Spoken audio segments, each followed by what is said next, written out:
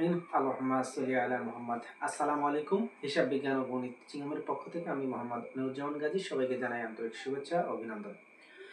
প্রিয় অনার্স ভর্তি পরীক্ষার্থী অর্থাৎ 2024-25 যে শিক্ষাবর্ষ সেই শিক্ষাবর্ষের যারা প্রথম মেধা তালিকায় চান্স পেয়েছেন তারা কিভাবে ভর্তি হবেন সেই বিষয়টি নিয়ে আমি আলোচনা করব। অর্থাৎ হাতে গোনা কয়েকটি বিষয় আপনাদের জন্য জানা খুবই জরুরি।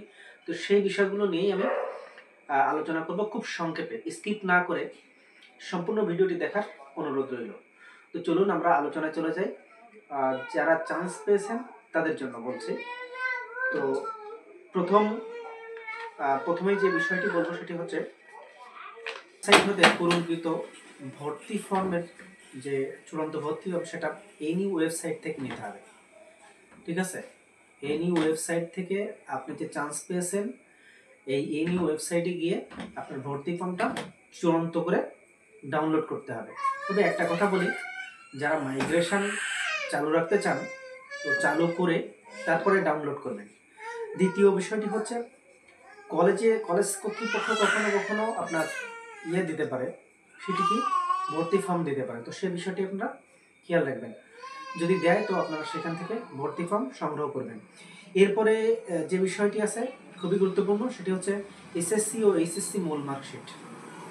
এই এসএসসি ও এইচএসসি মূল মার্কশিট আপনি যে কলেজটিতে এইচএসসি অধ্যয়ন ছিলেন সেই কলেজ থেকে আপনার এই মূল মার্কশিটটা গ্রহণ করতে হবে। অর্থাৎ আপনি যখন এইচএসসি ভর্তি হয়েছিলেন তখন এসএসসির যে মূল মার্কশিটটা জমা দেওয়া ছিল, তো আপনি একবারে দুটো মার্কশিট গ্রহণ করবেন। এরপরে ধাপ হচ্ছে কি, এই দুটো মার্কশিট 2 সেট সত্যায়িত করবেন। ঠিক আছে, 2 সেট সত্যায়িত লাগবে।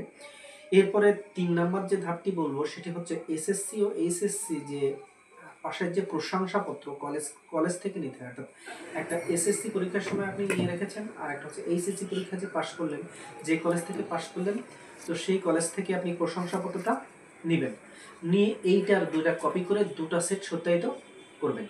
এরপরে যে বিষয়টি আসতেছে সেটা হচ্ছে এসএসসি ও এইচএসসির রেজিস্ট্রেশন 2 সেট সত্যায়িত করতে হবে। ঠিক আছে, এরপরে 4 কপি পাসপোর্ট সাইজের ছবি লাগবে, অবশ্যই সত্যায়িত করে নেবেন। এরপরে আছে ভর্তি ফির বিষয়।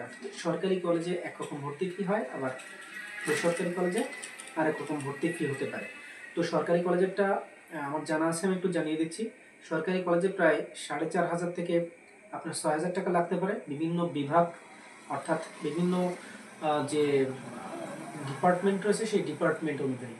এরপরে বেসরকারি কলেজে আপনার 7,000 থেকে 16,000 টাকা পর্যন্ত লাগতে পারে। তো এই বিষয়গুলি আপনারা